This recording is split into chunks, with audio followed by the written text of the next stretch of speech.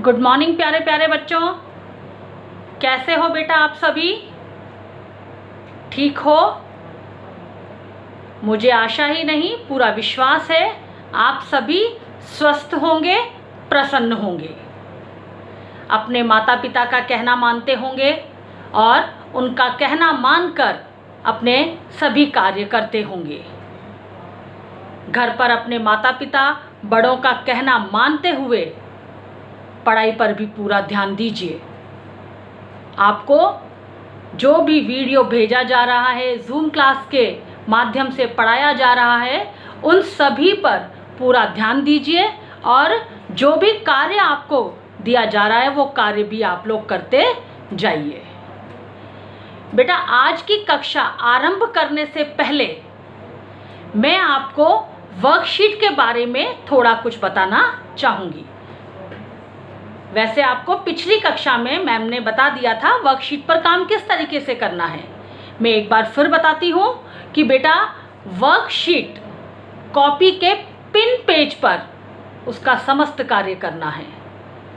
Pin page के सबसे आगे वाले पेज पर मुख्य पृष्ठ पर अपना नाम, कक्षा और कक्षा का वर्ग यानी सेक्शन लिखना अनिवार्य है। तभी तो पता चलता है कि आप किस सेक्शन में पढ़ते हैं। अगर आप ए में पढ़ते हैं तो ए लिखिए, बी में पढ़ते हैं बी लिखिए, सी डी ई जो भी आपका सेक्शन है उसे लिखिए। फिर सब्जेक्ट और डेट भी लिखिए। वर्कशीट जो है वेबसाइट पर आ चुकी है, उसमें देखकर उसमें से प्रश्न को पढ़िए और उस प्रश्न को पढ़कर वर्कशीट में भी वो प्रश्न लिखना है। प्रश्न लिखने के बाद उसके बाद उसका उत्तर लिखिए और सभी जो भी प्रश्न उसमें पूछे गए हैं सभी आपको उनका उत्तर अच्छी तरह से, सभी प्रश्नों के उत्तर आपको समझाया भी गया है। और जो भी आप लिख रहे हैं वो बहुत ही सुंदर लिखावट में लिखिएगा, क्योंकि सुंदरता से लिखा गया, स्वच्छता से लिखा गया सभी को प्रभावित करता है। मोती जैसे अक्षर सबको प्रभावित करते हैं।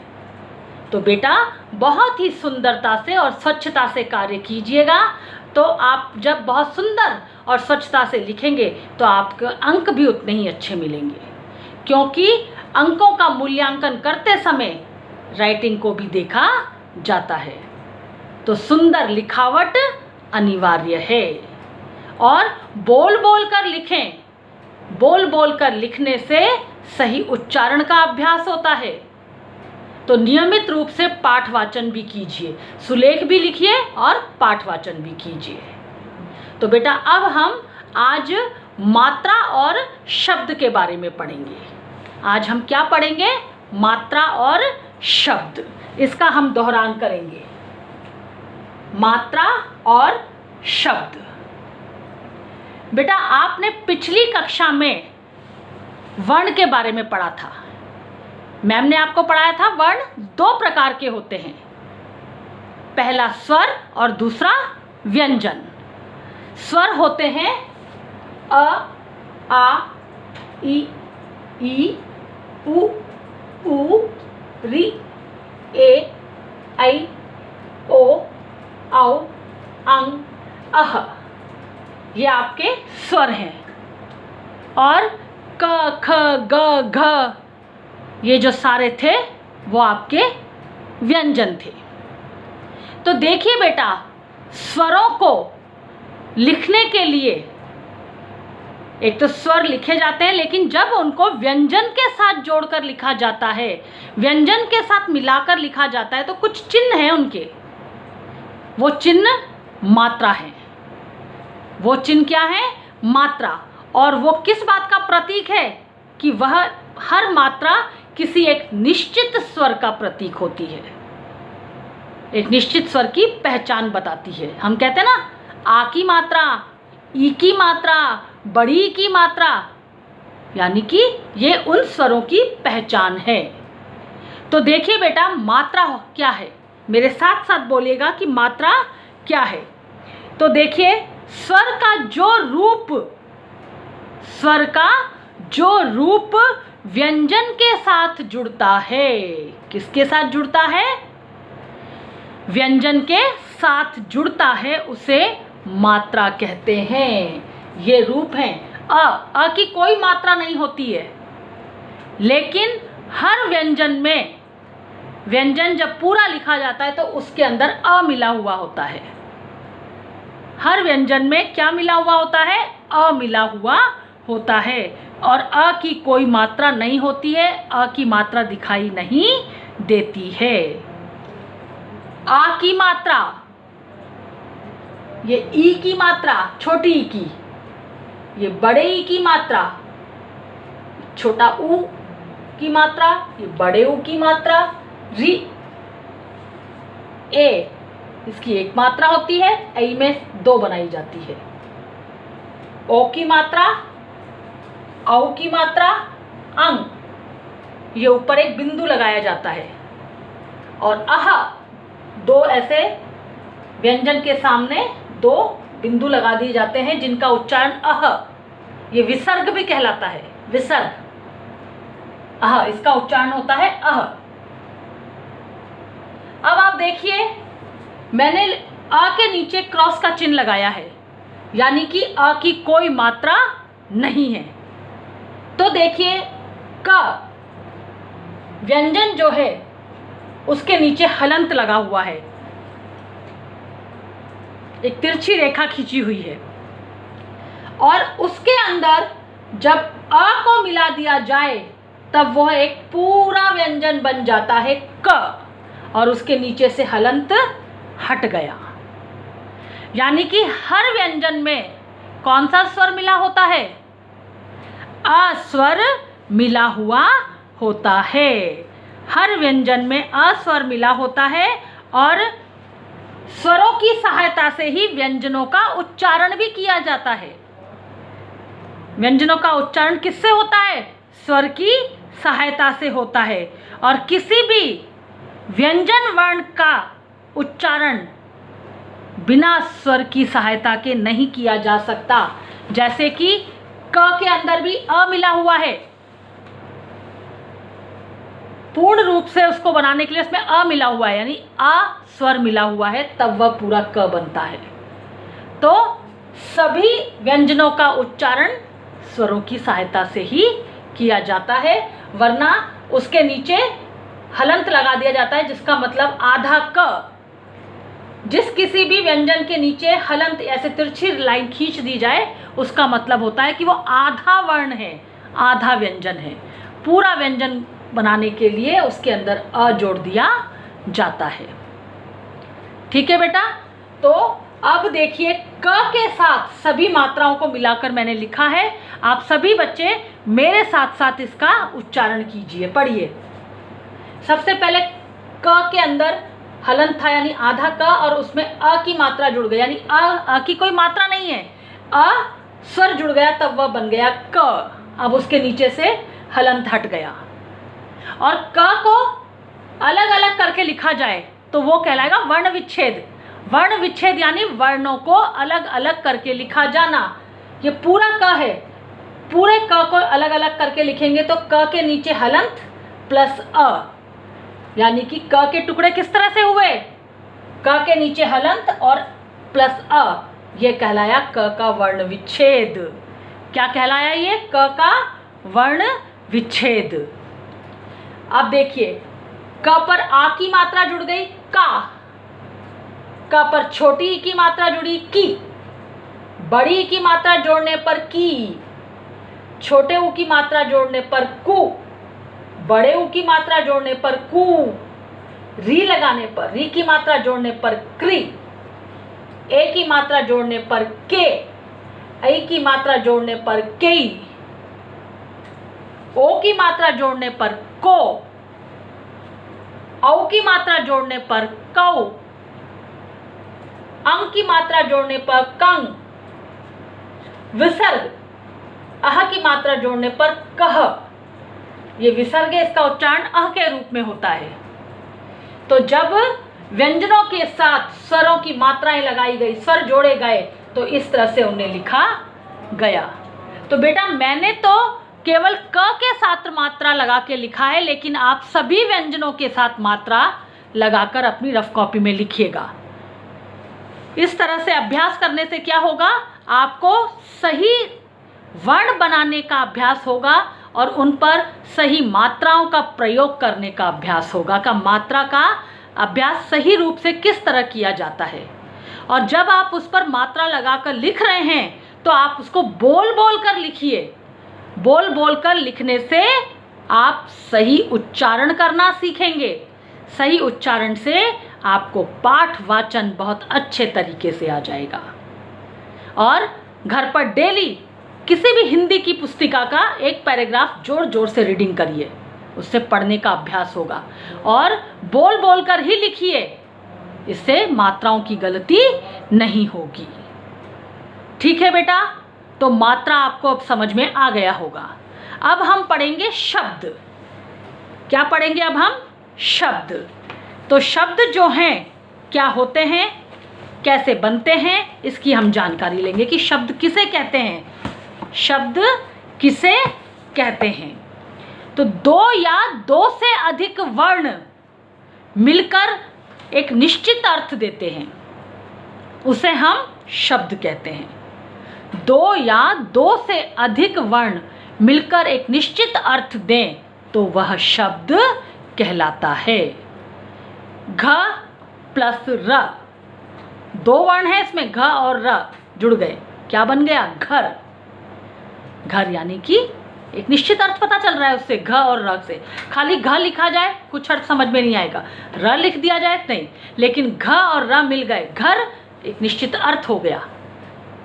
तो दो या दो से अधिक वर्ण मिलकर जब एक निश्चित अर्थ देते हैं तो उसे हम शब्द कहते हैं। और शब्दों का वर्गीकरण, मतलब शब्दों को किन किन आधारों पर बांटा गया है, इसके बारे में जानकारी लेंगे।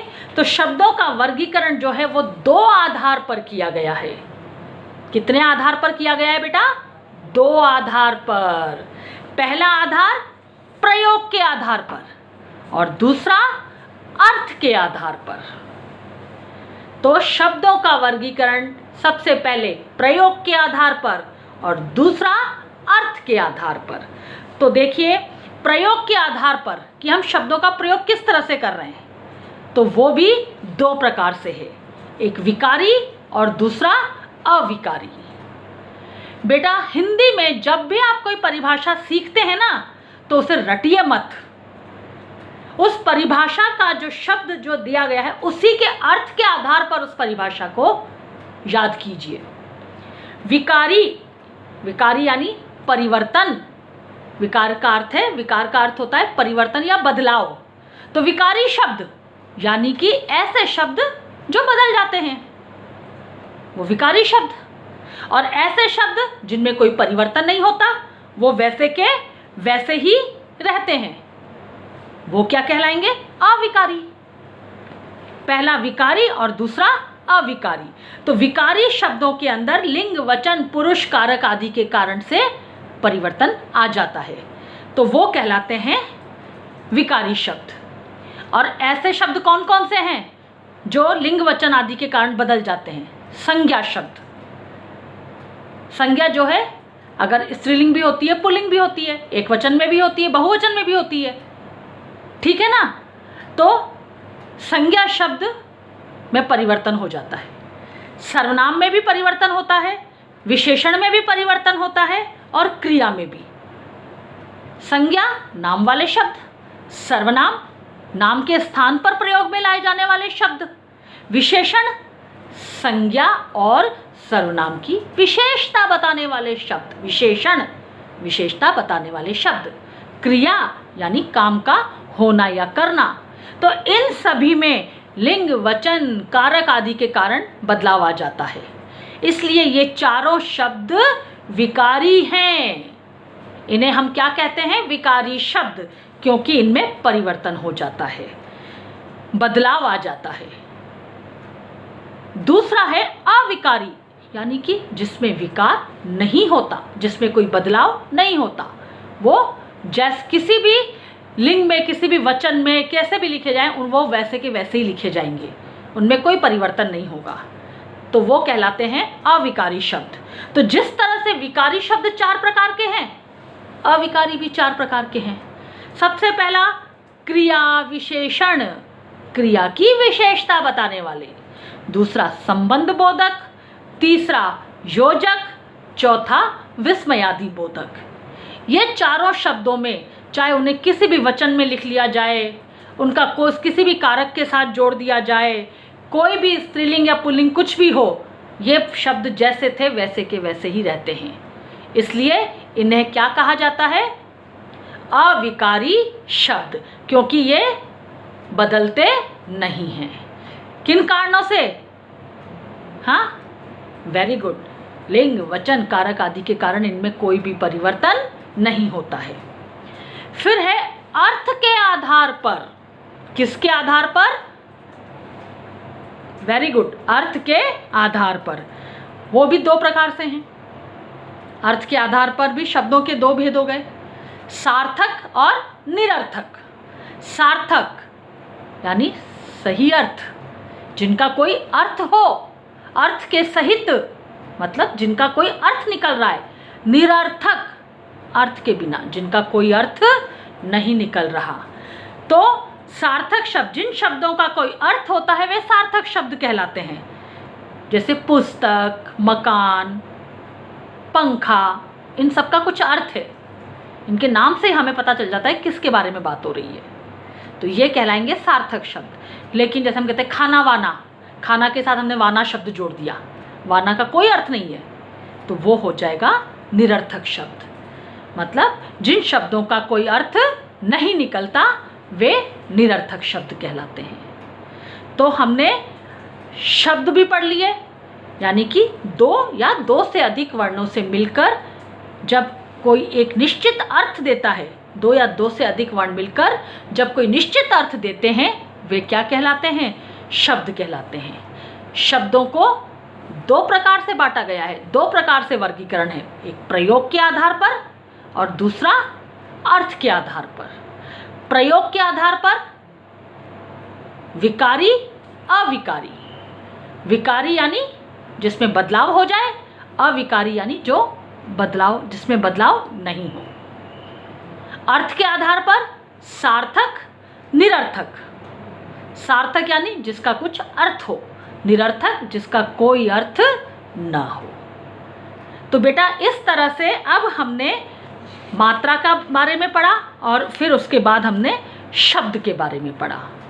और जो पढ़ाया ये पिछली कक्षाओं का रिवीजन भी है, लेकिन अभी पढ़ाया गया तो इसका आप घर पर पुनः अभ्यास करिए, दोबारा से अभ्यास करिए, दोहरान करिए, ताकि आपको ये अच्छी तरह से समझ में आ जाए। जो भी पढ़ाया जाता है उसका नियमित रूप से अभ्यास करिए, लिख लिख कर करिए। और बेटा बहुत सुंदर तरीके से लिखिएगा, स्वच्छता के साथ। और अभी मैंने आपको इस वीडियो के साथ ही इन जो आज पढ़ाया है उसका कुछ लिखित कार्य भी मैं भेजूंगी। उस लिखित कार्य को आप अपनी रफ कॉपी में उतार लीजिएगा, ताकि आपको याद करने में सुविधा हो जाए। ठीक है बेटा, तो जो इसके साथ वीडियो के साथ ही जो आपका लिखित कार्य होगा उसे आप अपनी रफ कॉपी में नोट कर लीजिएगा।